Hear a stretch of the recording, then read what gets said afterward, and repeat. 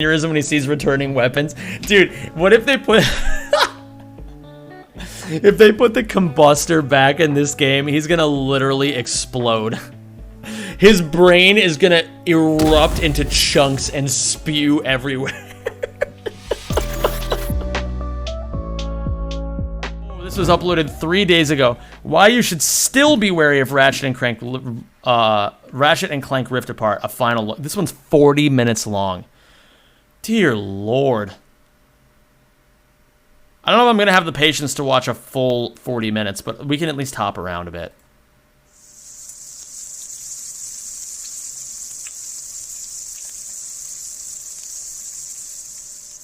Just watch it on times 2.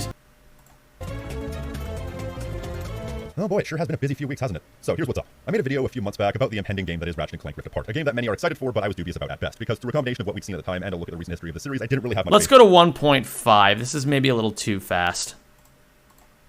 That the game could live up to the hype, and now that we've seen some more of the game, yeah, I still don't have much faith. My wariness is still there, it's just more or less shifted, because history is still informing much of what's happening with Rift Apart. But before that, I wanted to address a few things from the previous video. The comments I got were somewhat mixed, shall we say? But there were some things that do genuinely need to be cleared up. Bro, you basically said that you're gonna stab the developers in their sleep. Of course the comments are gonna be mixed. First of all, there's this weird misconception that I said this game's going to suck. I never said that. At worst, I said it.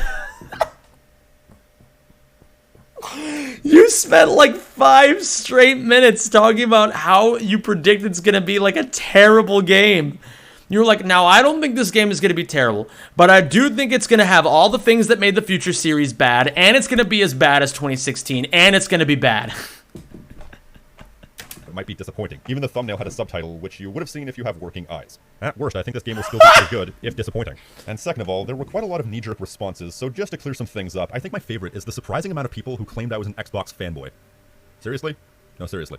How the hell could you even get that from my video? I've never owned an Xbox in my life. You know, people can be critical of various things without having an ulterior motive, just because you don't like what you're doing. Bro, this dude is like going off for the first 2 minutes about YouTube comments. Dude, just stop. Just hold the L. Just hold it. The longer you talk, the more you self-own. Doesn't mean the person on the other side isn't being genuine. Or how about this one? You haven't played it yet, so you have no room to judge. Yeah, I haven't played it, but neither have you. Why is it that I can't express concern unless I've played something, even if my concern is warranted based on the series' history and how things are shaping up, but you can say it's going to be great until the cows come home with as little as one trailer? But really, the fact that you can say anything positive you want at any point, but can't say anything negative about it until you've played it, says it all. It's not about who has or hasn't played it, it's all about making excuses to debunk any... Bro, no one is like holding a gun to your head because of your opinions. We just want, like, if you're gonna make a YouTube video why I think this game might suck, of course people are gonna be like, I don't know, man, I think it looks pretty good. Like, of course people are gonna do that. What are you complaining about? Sort of negativity, no matter how just. Then there were the people who were using the if you don't like it, don't play it / just enjoy it for what it is excuses. Guys, I'm gonna level with you. That is such a moronic take. Yeah, let's never criticize the things we like. Let's just take them as they are, regardless of their problems. And if you can't be complacent and just take it as it is, no matter how flawed, you can get bent. The video, the first 2.5 minutes of this video has been him ranting about YouTube comments. Yeah, sorry, but no. Do you know what happens if you aren't willing to criticize he's still going. things you like, no matter how big the problems are? You create a feedback loop of toxic positivity where nothing can ever improve because no criticism can ever be brought up. Toxic positivity. Ah, yes. I think the game looks pretty good. Excuse me, that's toxic positivity. Let me make sure I go to Insomniac's Twitter page and tell them over and over every single day what I want from them, because that's the only way anything's ever going to get done. I remember I once talked to James Stevenson about that. The senior, I forget his exact title, but he's like one of the he's essentially responsible for a lot of the PR and the way that, like, he manages the Twitter of he manages the Insomniac Twitter, among other things. I talked to James Stevenson about it one time when I went to Insomniac Studios, and I was like, dude, I just want to let you know that, like, I read a lot of the Twitter comments you guys get, and they're a little deranged. And he's like, don't worry, I know. Like, I have never seen a more entitled fan base than the Ratchet and Clank social media fan base. Like, if you go on any Insomniac thread, you will almost certainly see at least 3 people begging Insomniac for either remasters of the original trilogy on PS5 or just, like, demanding certain things out of the new game or being like it's unreal, dude. It's really unreal. Okay, maybe I over-exaggerated by saying they're one of the most entitled, but they're still pretty entitled.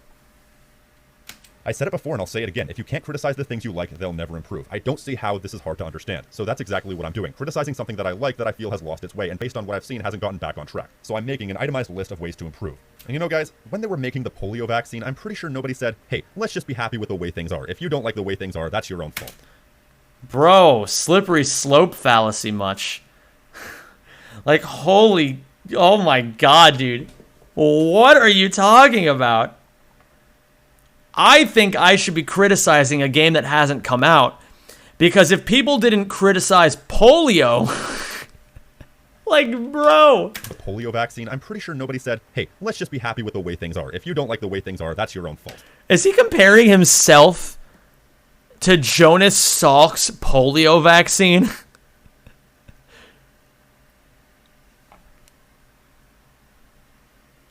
Maybe we need to take a step back here.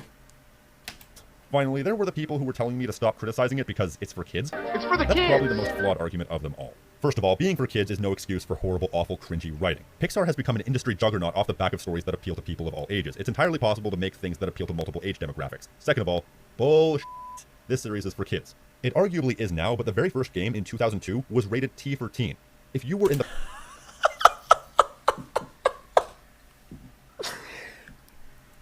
QED, it's over and done. It was rated T for teens. Wait until he finds out about the primary demographic of people who play Grand Theft Auto. the proper age demographic to play the very first game in 2002. Question, how old are you now? So are you really going to tell me that the series should be for kids or is for kids when veterans of the series... Literally 3+ in Europe. Yeah, it was rated like... Oh my god, dude.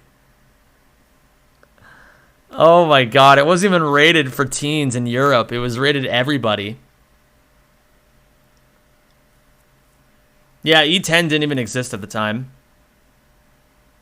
Are now in their 30s? Don't give me that crap. Once again, it's entirely possible to be well written enough to appeal to multiple age demographics, as everything pre-All for One did. Third of all, the it's for kids argument is a catch-22 of an argument as it is, because if it's for kids, then why do you care enough to defend it? You see why that's a flawed argument? You make it out like I shouldn't care because it's for kids, while showing that you yourself care as well. Dude, they're trying to just get you to relax, buddy. Like, seriously, it's you know, weed is legal in a lot of states now. You are allowed to do something to just calm down. 4.5 minutes of this video on YouTube comments. So, is it really worth defending at all, or do you see the same series that I do, just from a different angle? Everything I've ever said on Rift Apart in the series in the past decade comes back to one point. The series could be better and should be better because it used to be better. And at the time, and by and large still, I didn't and don't see Rift Apart fixing those issues. Now, as for the things I expressed concern over, if there's one thing that I've been pleasantly surprised by, it's what we've seen of the gameplay. Finally, we're rapidly approaching the 5-minute mark, and we can finally start talking about Rift Apart. Oh my god. Now, as for the things I expressed concern over, if there's one thing that I've been pleasantly surprised by, it's what we've seen of the gameplay. I'll admit, this was a point that didn't hold up quite...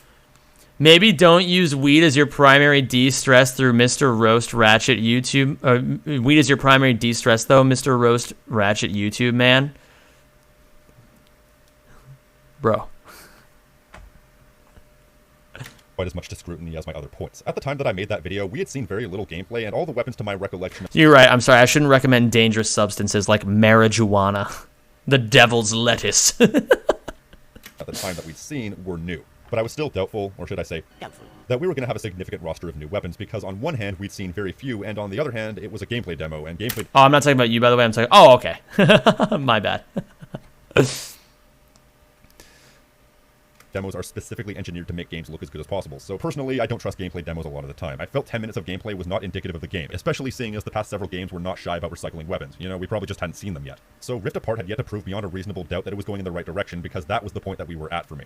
With that said, we've seen some more of the gameplay, and I'm pleasantly surprised by what I've seen. They've shown off enough new weapons that even with the returning weapons, it'll still be on the level of the early series where they're relatively outnumbered by new weapons. That's the one thing I didn't have much faith in before that I have faith in now. Granted, I won't have full faith in it until we can get past the gameplay demo portion of pre-release. What I mean is, once again, these gameplay demos are specifically designed to make the game look as good as possible. Until we can get some people getting their hands on this game who aren't directly affiliated with Sony, all we're going to be seeing are the best aspects of the game distilled into bite-sized chunks, and I can't trust what's fully indicative of the game until we see it in the hands of somebody not affiliated with Sony. So the weapon selection I now have faith in, but I'll have more faith in it once we can get our hands on the game and see how the game operates at a consumer level. Plus, one thing that I definitely took note of was when they were showing off the weapon selection and said many new explosive weapons and a few returning classics. You get to play with an explosive new arsenal, as well as a few returning classics. So as I alluded to, Did he just quote the thing and then play the thing? Oh, man. That's a very minor grievance to have, but I just thought it was funny. there are recycled weapons, so that's something that we definitely won't know about until the game is out, because that's definitely something they don't want to spotlight. Plus, can I just... Bro's gonna have an aneurysm when he sees returning weapons. Dude, what if they put... If they put the combustor back in this game, he's gonna literally explode. His brain is gonna erupt into chunks and spew everywhere. Get an explanation as to how Ratchet and Rivet suddenly have a connected weapons vendor?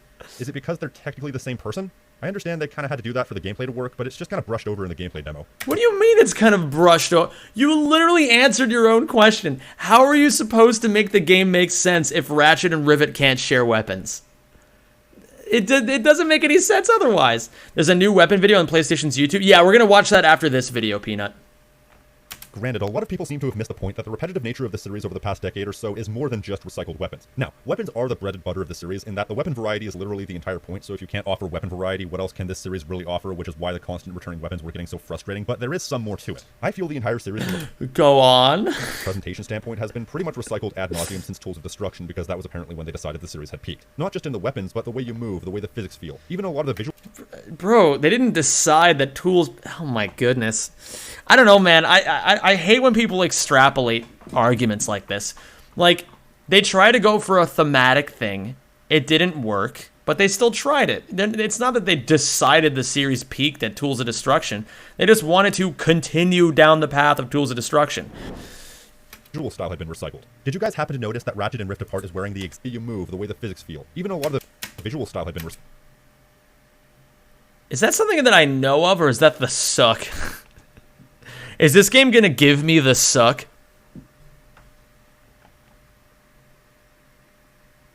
That's the Ricochet? Yeah, I was thinking that might have been the Ricochet.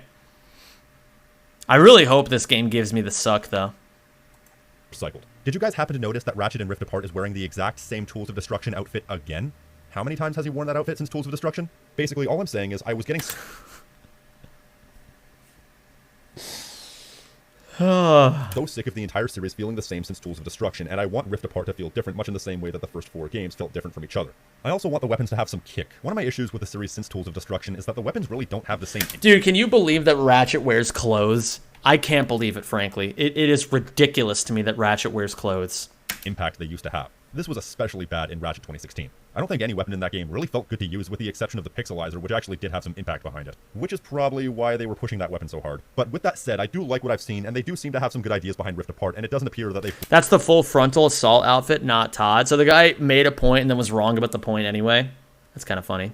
blatantly recycled a bunch of their old stuff this time, and they've added some things that I quite like the sound of. The dash mechanic is being updated to actually be useful in gameplay as a dodge move. There's wall running, which admittedly does look a bit contextual, and there's also free roaming levels, which is honestly the thing that I'm most excited for. Something that I've always kind of wanted out of Ratchet and Clank is the ability to explore the full extent of the planets we're traveling to. The Obani Moons was probably one of my favorite levels in the entire series for that. Whether or not this will be a Plus the music on Obani Moons was sick. significant upping of the ante or just a pointless commute between important parts of the map remains to be seen. If you're opening up the levels, you also need to make getting around as fun as possible, otherwise you risk turning traversal into an unfun commute. But that remains to be seen once again. Either way, I have a tiny nugget of excitement in my mind for this, and that's more than I've had for a while. And another thing we really haven't seen the full extent of yet is the dimension hopping.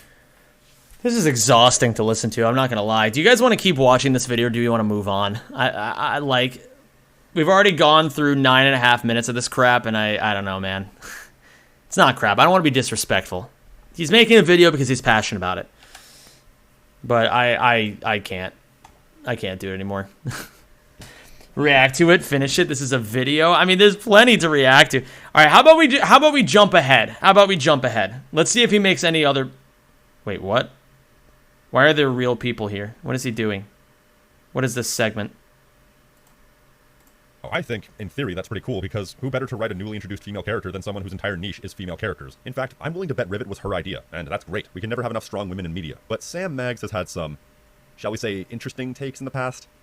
Oh boy, none more so than, well... Online, they can take your character, lock them in place, have made their character pantsless, and then can simulate sexual assault with your character, and you are helpless to stop it. You can hear the person on the other end who's saying these things directly to you, and they're saying them directly to you. That's a whole other level of harassment, really. Okay, so, for the record, I've had a... What? Hold on, back up. How did we get here? How did we get to this point? Can't say I have much hope for getting proven wrong in this case. I could be proven wrong, but I don't have much hope. And part of that has to do with the lead writer. The lead writer of Rift Apart is someone named Sam Maggs. I'm not familiar with her, but her niche seems to be comic books based around the concept of girl power. And also My Little Pony. Ugh. Now, I think, in theory, that's pretty cool, because who better to write a newly introduced female character than someone whose entire niche is female characters? In fact, I'm willing to bet Rivet was her idea, and that's great. We can never have enough strong women in media. But Sam Maggs has had some, shall we say, interesting takes in the past? Oh boy, none more so than, well... Online, they can take your character, lock them in place, have made their character pantsless, and then can simulate sexual assault with your character, and you are helpless to stop it. You can hear the person on the other end who's saying these things directly to you, and they're saying them directly to you. That's a whole other level of harassment, really. Okay. I was hoping that would be a better point with context, but now that I've seen the context, it still seems just as asinine. What point is this person trying to make here? That having concerns about sexual assault is a bad thing? That, like, we shouldn't be propagating a culture where, you know, we just act like sexual assault in media is totally okay as long as it's funny or whatever? He took her shit so out of context, and for what reason? I don't even understand what point he's trying to make here. At this point, I feel like this person's completely character assassinated themselves.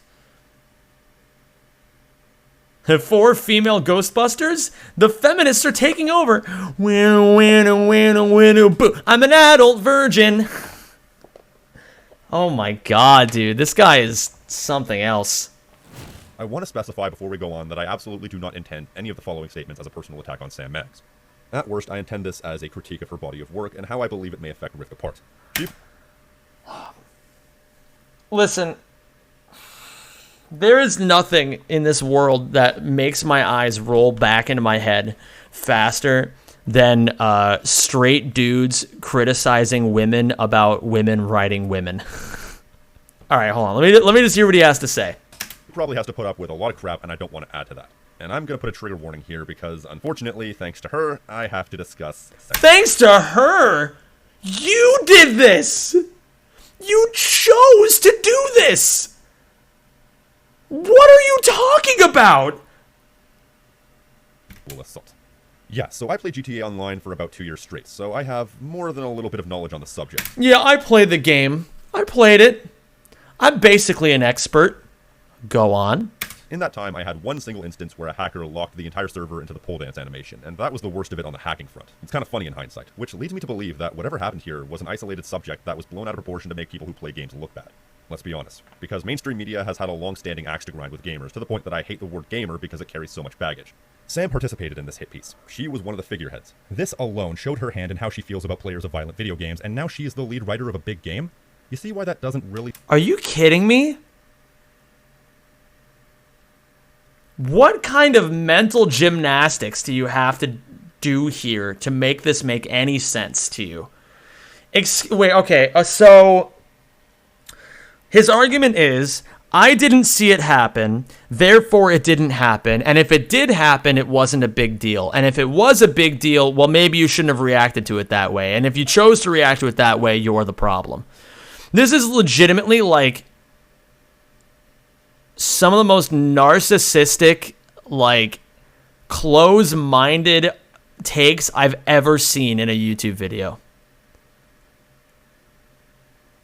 And then he manages to somehow also, like, shoehorn the whole, like, I can't believe that I can't be a gamer anymore without it being a stick. He turns himself into the victim. Like, are you serious? He's passionate. Yeah, exactly, Chris. He's passionate. He's passionate. I hope you're doing well, by the way, Chris. It's good to see you. He's passionate, guys. It's just, this is truly insane. This is truly an insane.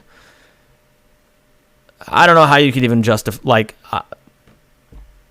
I'm at a loss of words here. Remember when you thought you didn't want to attack the video he'd put work into? I'm glad that's over. This guy's on one. Yeah, this guy threw himself into the pit. He removed all impunity that he possibly had by making this completely asinine point. I just don't understand. I don't understand how you can logically think this way.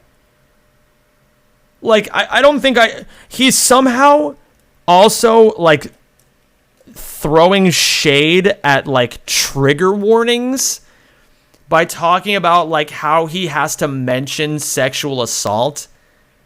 But he somehow thinks that, like, the bad part is, like, talking about sexual assault and not the simulated sexual assault that happened in a game. Like, listen, just because it was in a video game doesn't mean you're not allowed to take it seriously. Like,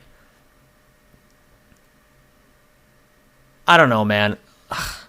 It's a nuanced discussion, but this dude is, like, oversimplifying it to the point of, like, making no sense at all. All right, let's continue. Please sit well with me. I feel like violent video games, and now she is the lead writer of a big game. You see why that doesn't really sit well with me? I feel like there's a conflict of interest here. Granted, it's a different type of game to GTA, but I don't know how deep this goes for her. As for... What? A conflict of interest? What the f*** are you talking about? For the news story, I have no doubt in my mind that it was blown out of proportion just for a TV spot, specifically to make players of violent video games look like maniacs, where most of them are just regular people. And what irks me the most is that it concerns sexual assault. I'm gonna be real with all of you. The topic of sexual... Oh boy, here we go. Things getting real. We weren't real before, now we're gonna actually get real. Let's hear it. I want to hear what this guy has to say. Assault hits very close to home, figuratively and literally. I'll say no more than that. There is no group that I sympathize with more than victims of sexual assault. And that's why it hurts me so much to see the topic being watered down like this for the sake of grinding an axe. So... What? Few people were fooling around with animations in GTA? How does that actually affect you if it happens to you? You can just report them and quit out of the server. You never have to think about it again. I'm not sanctifying the people who did this. It's scummy, and it could absolutely give... Bro, this is literally that Tyler, the Creator tweet that says, how is cyberbullying even real? Like, bro, come on, just close your eyes. Like flashbacks to victims, but I think it's misguided and destructive to treat them as in any way comparable. I promise, I'm not trying to be dramatic. And all of this for what? Wasn't this supposed to be about Rift Apart? How did we get here?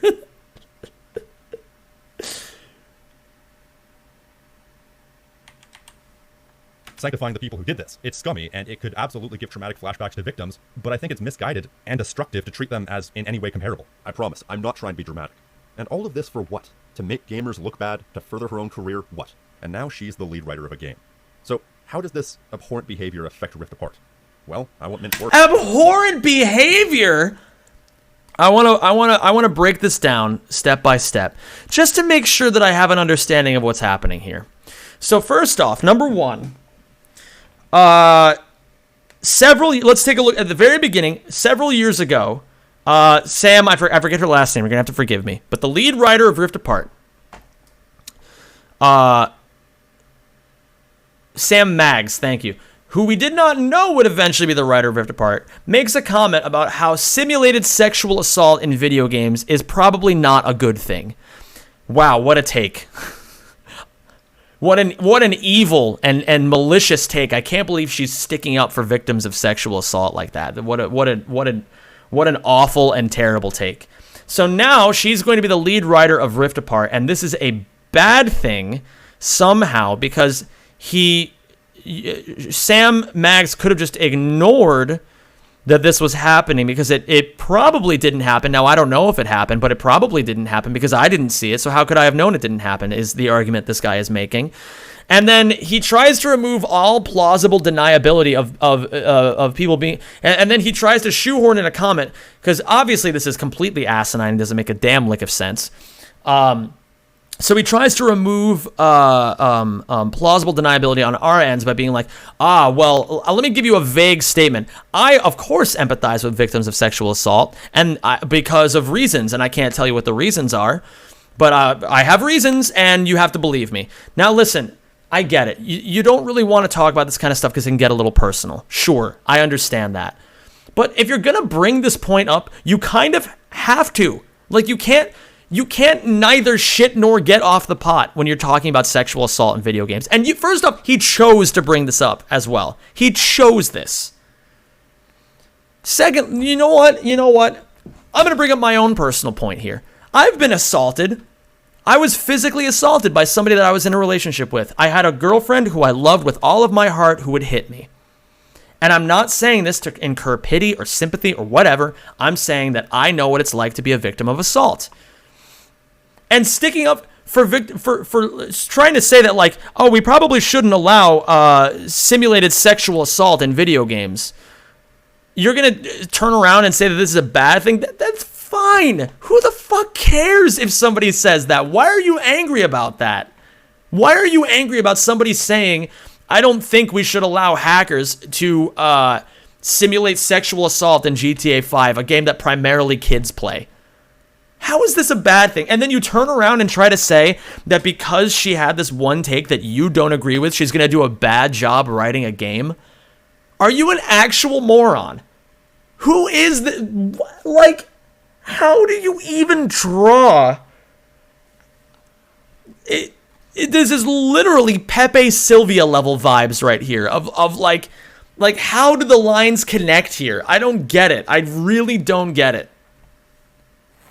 And now he's trying to imply that because she had one take that he wasn't a fan of way back in the day, that she's going to do a bad job writing this game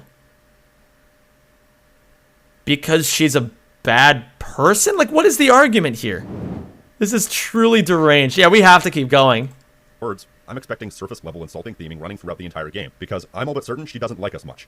At best, she has no respect for her audience. At worst, she could outright hate the game's audience. The GTA ordeal is just one of the things she's done that shows that this might have been a conflict of interest, and if she can't be even-handed with the subject of her own audience, I'm not sure I can trust her to be even-handed with anything. Granted, the audience of GTA... What the hell are you talking about? Again, we don't know how deep this goes for her. What else could this mean for the 99% of the game we didn't see? Could the very niche in the comic sphere that she occupies be a detriment to the game rather than an enhancement? Once again, I want Rivet to be a strong character, and from what we've seen so far, she has been appealing. But what I don't want is them making Ratchet into a bumbling goof who's incapable of doing anything on his own, and making Rivet a badass action girl who's effortlessly better than everyone else. It wouldn't be the first time something like this has happened, and I also don't want them to make this game Ratchet and Clank featuring Ratchet. Can I trust that they won't do these things? I mean, we haven't seen much evidence to this effect yet, but based on the writer, I'm not holding my breath. But oh my god, dude. I want to point out that at no point has he actually taken a dive into her writing. He's literally drawing assessments about her level of professionalism based on a 15-second YouTube snippet that he found from 10 years ago. Saying, I know more about writing good characters than a professional writer because I don't like the way she responded about something. She's a mean, nasty woman, you know? Like, oh my god, dude, relax. We get it. You voted for Trump twice. We get it, dude.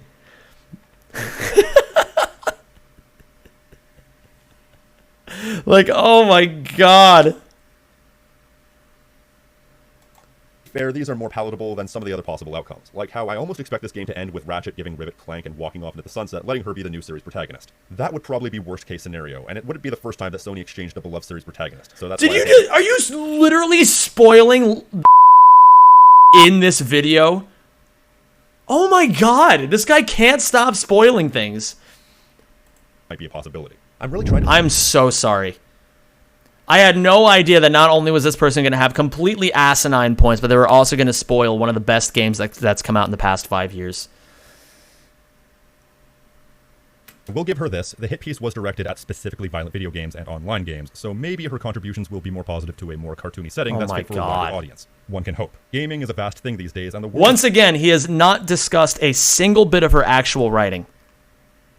GTA would probably be much less appealing to work on for someone like her than something like Ratchet and Clank. We don't know yet. That's the trouble in discussing a topic like this. Everything comes with a caveat, and there's no real certainty for what any of this means or could mean. Shifting gears out of that touchy subject, beyond that, much like 2016, there's Shifting gears out of that touchy subject that has absolutely no relevance to the plot at hand, and I chose to bring up. Let's continue. Sorry about that, everybody. I know I chose to bring it up, but it was necessary. I needed to bring it up because... Do we know anything about her writing? Well, not after this, I don't.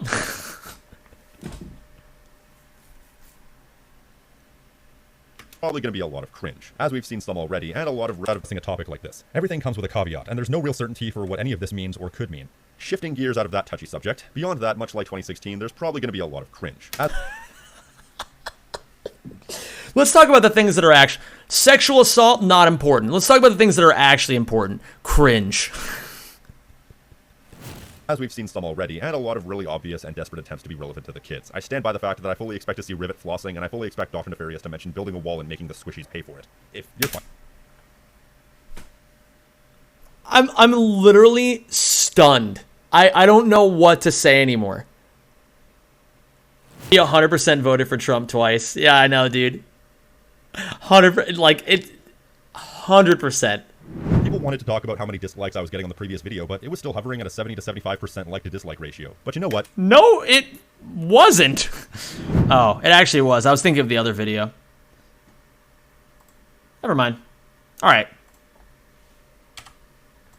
I was looking to avoid speaking into an echo chamber, so I decided to get some second opinions from a couple of other people on this game. I asked 4 different people I knew who were Ratchet and Clank fans 2 questions each. The first question was, what are you looking forward to based on what we've seen so far? And the second question was, is there anything that you don't like based on what we've seen so far? Now, I'm going to be referring to these people by pseudonyms for anonymity purposes. I'll call the first one Joe Scarpa, the second one King... I'm going to call all of them definitely real people who I definitely asked and definitely aren't people that I'm extremely close to and share the exact same opinions as me. Henry VIII, the third one, Lawrence, and finally Mr. X. If they wish to reveal themselves, they're free to do that in the comment section. Starting with Lawrence, because despite the pseudonym, he's ironically a very recent fan of about a year and a half, and I wanted to get the newcomer's perspective more than anything, and these were his responses to the questions. Graphics. Overall presentation looks next gen. Dialogue is cringe and Ratchet looks gross. Given Insomniac's promotion of the game, it feels like it'll mostly be a meme game rather than some... Have you guys ever heard of the term anecdotal evidence? Do you think this guy has ever heard of the term anecdotal evidence? I've hit the point of doom scrolling where I'm getting like an emotional hangover now. So I went from being totally okay with what this guy had to say in the first video and just disagreeing with a lot of what he was saying, but still agreeing with some of the points, to now wondering where the landscape changed. Where did it all go wrong? Who hurt this guy, dude? Who hurt him? Oh my god. Honestly pissed about that spoiler. I don't blame you, Jaconi.